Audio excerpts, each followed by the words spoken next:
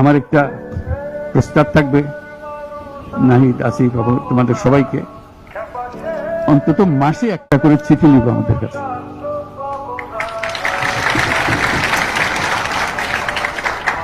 শুধু স্মরণ করিয়ে দেওয়ার জন্য এটা বাকি রয়ে গেল, এটা ঠিক হলো না।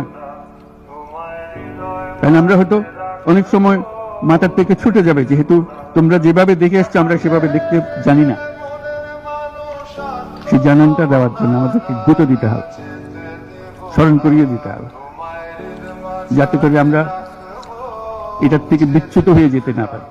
এটা তোমাদের দায়িত্ব, কারণ যে পথে রওনা করে দিয়েছ সেটার রূপরেখা তোমাদের কাছে পরিষ্কার। আমার একটা প্রস্তাব থাকবে নাহিদ, আসিফ, তোমাদের সবাইকে অন্তত মাসে একটা করে চিঠি লিখব আমাদের কাছে।